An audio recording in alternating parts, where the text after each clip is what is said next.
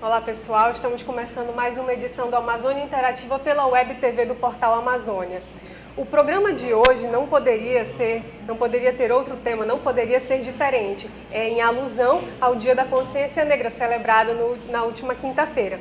O programa de hoje vai falar a respeito da contribuição afro para a formação da Amazônia. Para falar a respeito desse assunto, nós temos aqui dois antropólogos estudiosos do assunto, o Emanuel Faria Júnior e o Christian Pio Ávila. Pessoal, obrigada por vocês terem aceitado o nosso convite, por vocês estarem aqui hoje. Obrigado. Eu que agradeço o convite. Imagina. Então, pessoal, eu queria começar perguntando por que existe um Dia da Consciência Negra? Por que a gente celebra esse dia? Por que a gente tem esse dia para a gente refletir a respeito desse tema? Na verdade, a comemoração do Dia da Consciência Negra, enquanto data no calendário nacional, ela é até bastante recente. Eu acho que é um marco das lutas dos movimentos sociais de negritude que estão estabelecendo algumas vitórias importantes, né, nos últimos anos, como a questão das cotas raciais, como a questão da introdução de História da África nos currículos escolares. E agora a data serve para... eu acho que é mais uma data de lembrar a resistência desses povos, né? Lembrar que ainda há muito a ser conquistado. Como eu costumo dizer, algumas datas elas não merecem só comemoração, elas sobretudo merecem um momento de reflexão, como é o Dia da Mulher, né? Que precisa ser debatido, e eu acho muito importante ter sido criado esse dia, justamente para a possibilidade de a questão da presença africana no Brasil, ela ser discutida, a gente pensar a real importância disso e ver quais foram as conquistas que essa grande parcela da população obteve. Quer dizer, desde a libertação dos escravos já se passaram 120 anos, e será que realmente a gente conseguiu ter liberdade em relação a uma série de opressões a que grande parte da população brasileira ainda é submetida, né? Assim, eu penso que esse dia 20 de novembro, né, quer dizer, muito que o Cristo falou, possibilita um momento de reflexão, né? No Brasil, por muito tempo, a gente ainda discute isso hoje, né? Se tem uma ideia de reparação, né? A gente discute muito isso, quer dizer, em Salvador, na Bahia, tem uma secretaria da reparação, né? Tem uma secretaria que busca pensar políticas, né, para inserir as populações negras na sociedade de forma horizontal, né, de forma que seja pensado junto com as populações, né, junto com as populações negras e tal.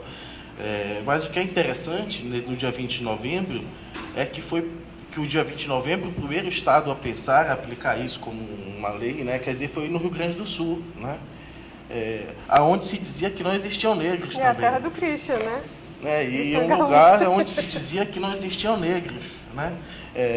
E aí a gente tem observado, nas últimas décadas, ao longo de pesquisas realizadas pelo NUER, né, que é um grupo de estudo da UFSC, que tem mostrado, que tem explicitado para a sociedade, né, o mapeamento de uma série de comunidades quilombolas, né? Inclusive, tem comunidades quilombolas no Sul que foram tituladas, né, ultimamente. Então, quer dizer, o dia 20 de novembro, basicamente, a gente tem que... É um ponto de reflexão, né? É um ponto de reflexão para a gente discutir essa ideia de reparação, né? Quer dizer, como possibilitar condições, né, de igualdade, como possibilitar condições de acessibilidade ao mercado de trabalho, à educação, né? Quer dizer, Entendi. Um pouco isso. Agora, gente, é feriado no Dia da Consciência Negra em alguns estados do país, né? E por que no Dia do Índio não é feriado? Como é que fica a importância das lutas? Ambas são importantes, né? Mas nós temos um feriado no Dia da Consciência Negra para a gente fazer como é que a gente fala? As comemorações, né? A gente fazer os eventos e tudo mais, as pessoas vão, participam. A gente viu que lá no Rio de Janeiro, né, o pessoal desde 6 horas da manhã estava lá lembrando, né, da importância da data. É menos importante? Como é que a gente pode analisar isso? Eu acho que é uma análise que passa principalmente por uma análise histórica do processo de integração desses grupos no Brasil. É uma história muito longa, quer dizer, o escopo que a gente tem aqui não é tão longo, mas assim, eu tenho uma teoria em relação a isso, que é como se deu esse processo de integração desses grupos. De certa forma, penso assim, o Manuel pode discordar de mim, mas essas populações indígenas parece que ainda estão em processo de integração. É como se fossem pequenas nações que ainda o Brasil ainda não entendeu como de fato brasileiros, são brasileiros originais, mas é como se estivessem apartados quer dizer, apartados da nossa sociedade, a ponto que tu não tem um feriado para brancos, porque os indígenas são outros povos, são outros grupos, outras nações. Então, me parece que é como se a gente não conseguisse ainda entendê-los enquanto brasileiros de fato, e por isso não participarmos todos dessas comemorações. Penso que seja quer dizer, em resumo do resumo, um pouco isso. Não, assim também, né, que tem... o fato de ser feriado é muito de como o movimento compreende aquela realidade, né, social. No caso do feriado, quer dizer, o movimento negro compreendeu que existia condição de possibilidade de se propor um feriado, né? Então, quer dizer, e nesse sentido buscaram apoios políticos para aprovar feriados, né, em diversos estados do Brasil e municípios.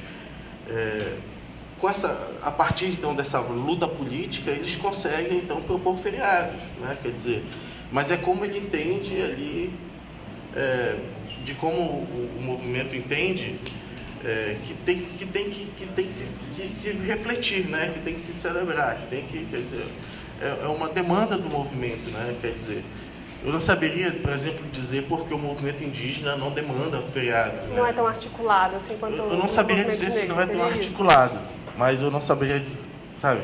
Eu não saberia dizer por que não demanda feriados. Quer dizer, é uma coisa que teria muito a ver com o próprio movimento indígena, essas estratégias de luta, essas estratégias de organização, né? Entendi. E tem outra coisa, não sei se porque também esses movimentos indígenas também, eu não sei se me parece que eles não são tão, algumas conversas que eu tive com um grupo ou outro, parece assim que essa data do Dia do Índio é uma data que às vezes não é muito bem quista pelos grupos, assim, há uma série de críticas em relação à maneira como inclusive foi comemorado a vida inteira o Dia do Índio, aí todo mundo se pinta, vai nas escolas, aí faz aquele índio folclorizado. Não sei se a gente está comemorando mais... É uma coisa mais dos indígenas, dos né? indígenas. Eu acho que essa questão é muito legal, porque, quer dizer, o 20 de novembro e essa ideia de ser uma data em alusão à morte de Zumbi que é um herói, né, e tal, quer dizer, é uma proposição que parte dos movimentos negros, né, que é uma proposição que parte do movimento negro. Quer dizer, diferente, eu acho que da data que comemora, né, o Dia do Índio e tal, que é uma coisa muito da ideia ainda do paternalista, né, que é uma coisa muito ainda para a gente lembrar do indígena romântico, né, quer dizer, o Guarani, essas coisas. Né? Certo. Gente, e por falar em indígena, né, quando a gente fala em Amazônia, a gente lembra logo do elemento indígena, né? E a gente sabe que não foi só o elemento indígena que teve participação importante na formação da nossa região, né? Como é que fica a participação do elemento negro? De que maneira a gente pode lembrar, pode pensar a Amazônia e pensar na contribuição do afro-brasileira, né? Na formação da nossa região? Olha, tem uma coisa que eu acho bem pragmática, sabes? Os livros de história, a gente vai ver outros...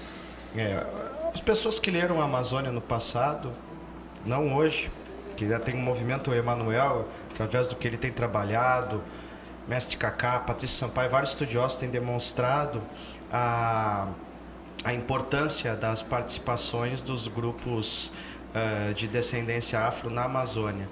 Entretanto, até a década de 70, os estudiosos não estavam falando sobre a participação negra. Então, se tu vê, por exemplo, Eduardo Ribeiro, que foi o nosso único, primeiro governador negro. Tu vai ver nos livros de história, é impressionante. É como se tivesse passado por um Photoshop. Todas as pinturas de Eduardo Ribeiro, ele está completamente embranquecido, e ele era negro. Ninguém fala isso, né? Ninguém fala nisso, ele era negro, só que os retratos oficiais pintados pintavam o Eduardo Ribeiro com todas as características, só que pintado como branco. É, então já começa essa invisibilização, me parece que um dos maiores ícones aí. Assim, o que chama, que a gente pode pensar, né, a partir disso, quer dizer que existe uma história conservadora, entendeu? Existe uma história, né, quer dizer que existe uma história que, por exemplo, tenta quantificar, né, a participação negra na Amazônia. Essa história é conservadora e revolucionista, entendeu? Quer dizer, não tem como a gente quantificar exatamente a participação de determinados grupos numa sociedade, entendeu? Porque, por exemplo, se a gente fosse quantificar hoje em dia, o maior evento artístico, digamos assim, cultural do Amazonas, né, quer dizer, é o Boi-Bumbá, né? O Amazonas, culturalmente, ele cresceu em torno disso, né? E o Boi-Bumbá tem aí elementos da cultura negra, elementos da cultura indígena, né? Quer dizer, mas eu particularmente penso que não dá para quantificar a participação da cultura negra na sociedade a partir do Boi-Bumbá, né? Quer dizer, é muito conservador isso, é um horizonte muito curto, né? Muito reducionista, muito inocente, né? Também, né? Quer dizer, mas a população negra, os negros, eles se espalharam pela Amazônia, né? Quer dizer, existem comunidades quilombolas da foz do rio Amazonas até o rio Guaporé, que é o Vale do Guaporé, que é a divisa entre o Brasil e a Bolívia, né? Existe, claro, com mais intensidade, menos intensidade, mas as comunidades negras estão lá. Se a gente for pensar no Amazonas, por exemplo, cerca de 30 mil pessoas se declararam pretas no censo de 2010, exclusivamente na zona rural do Amazonas, né? Exclusivamente nas áreas rurais. Isso do ponto de vista demográfico para o estado do Amazonas, né? Quer dizer, isso é relevante, a gente tem que pensar nesses dados, entendeu? De certa forma tem alguma relevância. Certeza. Né? Porque nós temos, por exemplo, a comunidade quilombola do Tambor, as comunidades quilombolas de Barreirinha, nós temos o próprio quilombo do Barranco, né? Tem várias outras situações no Amazonas. Tem, por exemplo, o Lago dos Pretos, em Taquatiara, tem o Lago dos Africanos em Humaitá, tem o rio Tininga ali em Manicoré, quer dizer, são locais onde residem comunidades negras rurais, né? E que em menor e maior processo essas comunidades têm reivindicado aí uma identidade, né, enquanto remanescente de quilombo, que é uma luta política também, né? Quer dizer, mas eu acredito assim que não é possível quantificar essa participação, né? Na verdade, o que o Emanuel está falando desses livros conservadores, tu tens ali um número pequeno de registro de escravos alforriados. Entretanto, essas comunidades que chegam aqui não sempre chegaram enquanto o elemento escravo. Chegam aqui como ex-escravos fugidos ou pessoas já alforriadas que estão tentando aquela luta por terra, né? Busca por ter o seu quinhão de terra. A gente também tem levas de pessoas identificadas com a cultura negra que chegam do Nordeste, principalmente, a partir do início do século XIX, fim do século XIX, início do século XX. São pessoas também muito identificadas com isso. Então, tu tem levas sucessivas que não estão em registros oficiais, então tu não pode quantificar isso por conta de 100 e poucos negros alforriados quando saiu a alforria do Amazonas. A situação em que se encontram os negros no Amazonas, no Amazônia, digamos, é muito plural, é muito distinta, né? E por incrível que pareça, a gente vai perceber essa presença negra muito a partir do estigma, né? Quer dizer, como é que se percebe a presença negra em Novo Airão? Não, porque lá em Novo Airão tem um rio chamado Rio dos Pretos, né? Então, quem não era preto costumava designar aquele acidente geográfico lá como Rio dos Pretos, né? Entendi. Itacoatiara tem o Lago dos Pretos. Quer dizer, o estigma, né, que é muitas vezes negativo, né, e pejorativo, ele costuma dar visibilidade a essa pluralidade de situações. O Christian falou uma coisa que eu concordo muito, que é, por exemplo, a situação social em que se encontram os quilombolas do Tambor, né?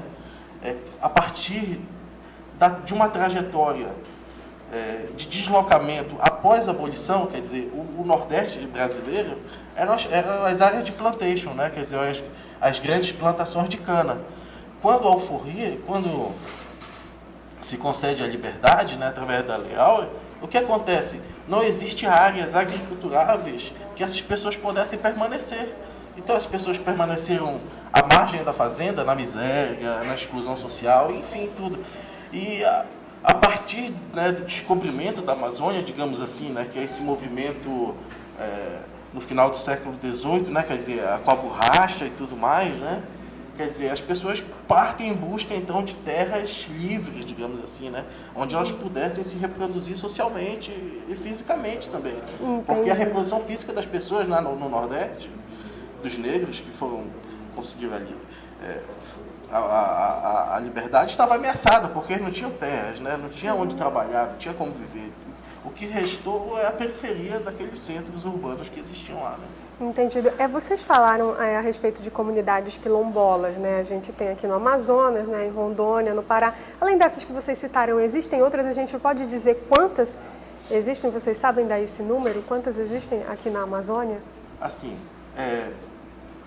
é possível, né? Quer dizer, existem comunidades quilombolas reivindicadas, que são aquelas que estão reivindicando o reconhecimento do governo federal.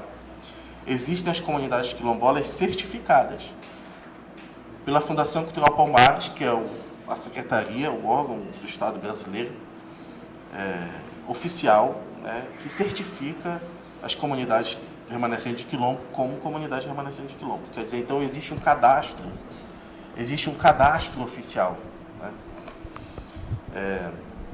A partir desse cadastro oficial, nós poderíamos dizer que o número é X, né? Uhum. No entanto, o movimento reivindica um número de comunidades muito maior do que o registrado no cadastro oficial, né? Assim, basicamente, para me te falar em números, atualmente eu tenho trabalhado no município de Oriximiná, no Rio Trombetas, né? Lá no Pará, né? No Pará. Nesse município, a população quilombola, ela estima-se em torno de 10 mil pessoas, por exemplo, né? São aproximadamente 36 comunidades. Uhum. Mas isso aí é um dado microscópico de uma determinada região, né? Uhum. No entanto, existem, como eu falei, né? Quer dizer, da foz do Rio Amazonas até a fronteira com os outros países, a Bolívia, por exemplo, existem comunidades quilombolas. Existem aquelas que já reivindicam a identidade enquanto comunidade quilombola, mas existem aquelas que estão em processo de reivindicação também. Entendido. Agora, Christian, quais são os elementos da contribuição, né, afro na cultura amazônica que passam despercebidos, mas que são herança dessa comunidade, dessa população? Eu penso que os que passam mais desapercebidos são justamente aqueles que estão ao nível do simbólico, que não se manifestam através das expressões mais... através da música, que é o mais comum, né? A gente fala, a presença negra está na culinária, está na música, mas existe uma coisa de uma presença africana, de uma maneira de perceber o mundo, numa técnica corporal, na maneira de andar, na maneira de pensar, de organizar o mundo, de perceber as coisas, na maneira de se relacionar, muito própria com o sagrado, com aquilo que vai além, que isso tem muito da parcela, de uma maneira de pensar o mundo que nasce na África, que vem se transformando ao chegar aqui, mas que guardamos muitos elementos. Alguns elementos que hoje a gente tem, por exemplo, com as religiões que são cristãs, mas que são com as religiões cristãs, mas que a gente percebe que são maneiras de lidar com o sagrado mais próprias do mundo africano, né? Então, acho que essas são as mais invisibilizadas, assim, apesar de estar em todos nós. Entretanto, aí de forma mais clara e evidente, o Emanuel tocou, por exemplo, na questão do boi-bumbá, mas a gente lembra também de uma participação grande dos negros na formação dos bairros aqui de Manaus, Cachoeirinha, Praça 14, e é um processo que continua em movimento. Vamos lembrar que tem chegado levas e levas de haitianos aqui, que daqui 20, 30 anos nós vamos sentir com muita força alguns elementos da cultura deles. É um processo que continua acontecendo. Por outro lado, tem uma expressão que me é muito cara, que é o gambá, que é uma expressão que quase em todas as comunidades ribeirinhas do interior existe. Costumo dizer que é a expressão mais tradicional de música do estado, talvez até mais do que o boi-bumbá, porque as comunidades ribeirinhas às vezes têm um gambá e não tem um boi. E que é uma música de tambores, e que tu vai ver esses tambores, claro, com um ritmo diferente, uma maneira um pouco diferente de tocar o tambor, mas tu vai ver essa coisa da construção dos tambores e da pele do bicho e do tronco escavado do Uruguai ao candombe do Uruguai, passando pelos tambores do Maranhão, da Bahia e etc., e vai chegar até o Amazonas aqui como gambá. Então, são alguns elementos que eu acho que são interessantes. Nossa, que bacana, né? Lindo isso, gente. Agora, a gente acha assim que a presença afro ela está mais presente, né, em termos de cultura, mas ela extrapola isso daí, né? É justamente o que você acabou de falar, né? Agora eu queria que a gente falasse um pouco mais a respeito desses bairros negros, né? Que tem um estudo, né, a respeito disso, que diz que aqui em Manaus, estamos falando de Manaus, tem aqui na zona centro-sul, né? Praça 14, Cachoeirinha, o centro, né, Aparecida. Vocês podiam falar mais a respeito disso? Como foi que esse estudo se desenvolveu? Como é que chegou a essa conclusão? Por que bairros negros?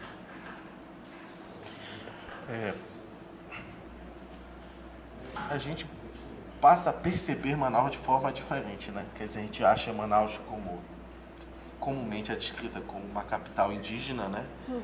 Em Manaus, proporcionalmente, é a capital onde mais pessoas se declararam indígenas, né? Tem isso. No entanto, quer dizer, existem outros grupos sociais que percebem o mundo de forma diferente, né? E tem essas influências, quer dizer, por exemplo, o Morro da Liberdade, né? O Morro da Liberdade, existe um lugar naquele bairro que eles chamam de Beco dos Pretos. E a partir dessa identidade, a partir da ideia de Beco dos Pretos, né? A partir da identidade que eles construíram em torno disso, eles passaram a organizar formas de coesão social, como a Festa do Mingau, o Bloco dos Pretos, o time, eles têm um time, né? Que é um time de futebol organizado pelas pessoas do Beco dos Pretos. A gente pode citar, no caso do Barranco, né, quer dizer, o Barranco ele não reivindica a identidade enquanto quilombola de forma deliberada, de forma solta, né, e descompromissada, não. O Barranco ele tem uma história de organização social, né, em torno de um espaço, né. Ali, por exemplo, era conhecido como Colônia dos Maranhenses. Ali não existiam, ali antigamente não moravam pessoas brancas, né? Moravam somente famílias negras e tinha organização religiosa, né? Tinha uma cacimba onde as pessoas lavavam roupa e em torno daquele recurso natural que é a cacimba, que é uma gruta d'água, né? Onde as pessoas lavavam roupa, lavavam louça, enfim, existia uma compreensão religiosa desse espaço, que não se podia ir a partir das 6 horas da tarde, né? Quer dizer, isso tudo em Manaus, isso tudo no espaço, né, em Manaus. Tem o Seringal Mirim, né, quer dizer, que é um espaço negro, né? É um espaço, né, de sociabilidade negra, por exemplo. O que é interessante que em 1942, o Nunes Pereira publica um livro que é A Casa das Minas, sobre um terreiro no Maranhão. Nesse livro, o professor Geraldo Pinheiro, né, que é falecido, o professor Geraldo Pinheiro faz uma comunicação, né, a respeito das casas de culto africano em Manaus, né? Quer dizer, ele vai ali pontuar e vai localizar várias dessas casas, né, dizendo onde é que era o bairro, quem era a mãe preta que organizava a casa, que comandava a casa, né? Quer dizer, esses espaços eles estão presentes no nosso cotidiano, só não tem a devida visibilidade, né? Só não tem a devida visibilidade. Eu acho que o 20 de novembro ele serviu também, ele serve para ele ter um propósito que é político também, né? Quer dizer, que de proporcionar a visibilidade dessas situações, né? Eu fiquei observando os jornais do dia 20 de novembro, aí saiu reportagens, né, lá no Beco dos Pretos, saiu reportagem do Barranco, falando de outras situações no Amazonas. Eu acho que isso tem aí uma importância política que no futuro, né, vai estar muito mais clara, muito mais esclarecida. Esse ano mesmo eu tenho acompanhado, que tenho através da Secretaria de Estado de Cultura, nós temos tido uma participação nas comemorações do dia 20 de novembro e organizado mostras de cultura popular. Ano passado nós celebramos uma discussão sobre a presença negra dentro dos tribunais de justiça do Amazonas, então chamamos desembargador, etc., secretário de Justiça na época. Então, essas pessoas estavam envolvidas ali em discussões, então a gente tem acompanhado aí nos últimos, talvez, 4, 5 anos, comemorações nesse dia. E, assim, felizmente, para a alegria de todos nós, 2014, essas comemorações, essas reflexões, a própria participação da imprensa veio com muita força, com muita visibilidade, e eu penso que daqui para frente essas coisas tendem a crescer. Tenho para contar eu estava um dia antes do dia da Consciência Negra, eu fui ao cabeleireiro.